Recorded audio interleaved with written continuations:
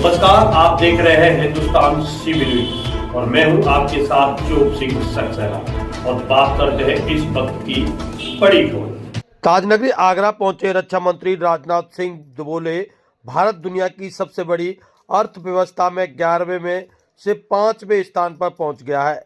अगले 2-2.5 साल में दुनिया के टॉप 3 देशों में शामिल हो जाएगा। यह भारत सरकार और सभी देशवासियों के सहयोग से संभव होगा। आज अपना देश तेजी से आगे बढ़ रहा है। अंतर्राष्ट्रीय मंचों पर भारत को बहुत गंभीरता से लिया जाता है। अमेरिका के वक्ता ने कहा था कि भविष्य देखना है और काम करना चाहते हो तो भारत आओ।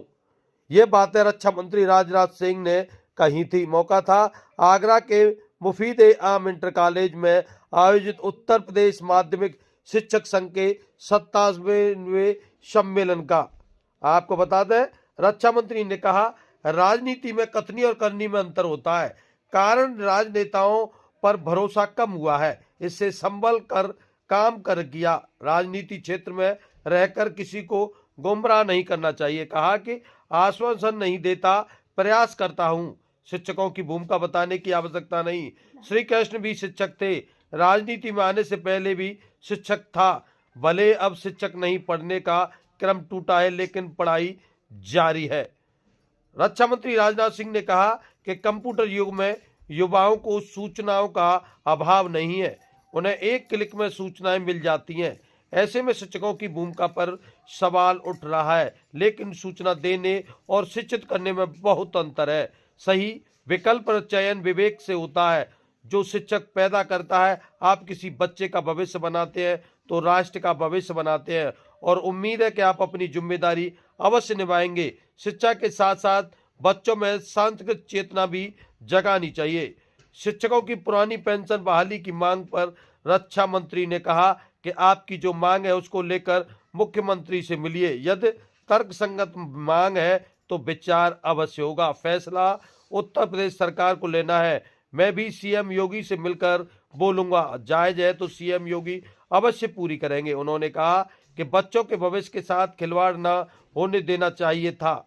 न ऐसा चाहता हूं और न ऐसा होना चाहिए।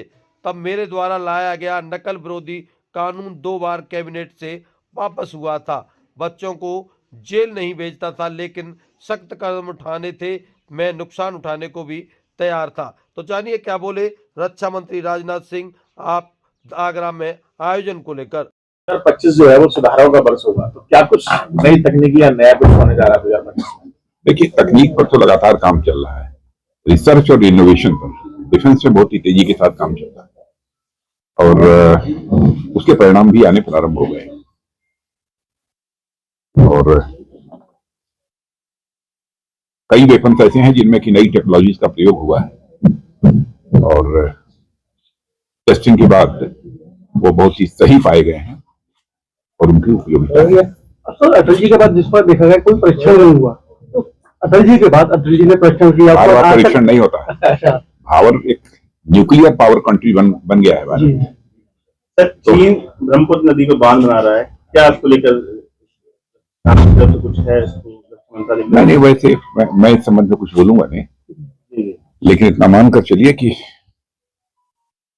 भारत अपनी सुरक्षा के प्रति पूरी हर तरीके से सजग है। सर, आपने भी डीआरडीओ का निरीक्षण किया था, तो सर क्या कुछ नया कुछ निरीक्षण नहीं किया था। हमारे डीआरडीओ में लगभग 8000 से अधिक वैज्ञानिक हैं। उसमें कुछ जो ऐसे वैज्ञानिक थे प्रमुख जो काफी सीनियर, उन लोगों के साथ हमारी बातचीत हुई थी। बहुत चीजें ऐसी हैं, बहुत ऐसी चीजें हमारे यहाँ जो डिस्क्लोज नहीं किया, लेकिन इतना मैं कह सकता हूं कि हमारे वैज्ञानिकों ने कुछ करिश्माई काम किया है। इससे मैं कह सकता हूं कि टेक्नोलॉजी के मामले में भारत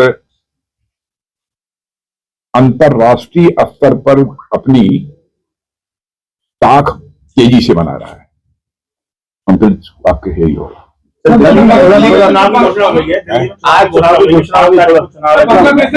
लग रहा है इस बार? अरे घोषणा हो गई, जीत जाएंगे। बांग्लादेश ने ड्रोन तैयार किए, तैयार कर दिए बॉर्डर पर। अरे ड्रोन फोन की चिंता मत करिए। सर, केजरीवाल के सीजफायर पर बांग्लादेश का जो माहौल, भाई जिस देश का प्रधानमंत्री इतना ताकतवर हो, सर्जिकल स्ट्राइक एयर स्ट्राइक हो जाए, अब ड्रोन की बात जब बीजेपी विपक्ष में थी तब चीन के कब्जे से भूमि मुक्त कराने की बात क्या करती थी? है। जब बीजेपी विपक्ष में थी मैंने बीजेपी बराबर संतुलित बात बोलती रही। तो चीन के कब्जे से भूमि मुक्त कराने के लिए मैंने कहा ना बराबर बैलेंस रही है, क्या बोलना चाहिए क्या नहीं बोलना चाहिए। बीजेपी आज समझ में वैसे गृह मंत्री अमित शाह जी के नेतृत्व में नक्सलवाद के विरुद्ध प्रभावी कार्रवाई हो रही है और सारी हमारी वहाँ की स्टेट गवर्नमेंट्स भी लगी हुई है और इस प्रकार का कोऑर्डिनेशन स्टेट गवर्नमेंट और सेंट्रल गवर्नमेंट में होना चाहिए। सर, आप यूपी के सीएम रहे, आज अखिलेश यादव कह रहे हैं कि संबल में जो हिंसा हुई है वो बीजेपी ने वोटों की जो लूट की थी उसको छुपाने के लिए हिंसा की गई है, आप क्या कहेंगे इस पर? अखिलेश यादव कह रहे हैं संबल में हिंसा हुई है वो बीजेपी ने जो वोटों की लूट की थी उसको छुपाने के लिए। सबके स्टेटमेंट पर कमेंट नहीं दिया जाता। महाकुंभ के बारे में सर आप क्या कहेंगे? आपके बारे में से जुड़ा महाकुंभ का आयोजन जिस तरीके से योगी जी ने किया है, मैं समझता हूँ कि यहाँ के मुख्यमंत्री योगी जी बधाई के पात्र छावनी पड़ी उसमें एक प्रश्न और जो ऐड हो गया है कि साहब गैर एक संप्रदाय जो मुस्लिम संप्रदाय के लोगों का जाना प्रतिबंधित किया जाए, तो इस बारे में ये मुझे जानकारी नहीं है क्या। ये सोशल मीडिया में काफी सोशल मीडिया में कुछ भी चल सकता है। तो भारत रक्षा क्षेत्र में कब तक आत्मनिर्भर हो जाएगा? रक्षा क्षेत्र में भारत कब तक आत्मनिर्भर हो जाएगा? आत्मनिर्भर बन रहा है 2025। और इसी के साथ जुड़े रहे आप हमारे साथ और देखते रहे हिंदुस्तान CB न्यूज़।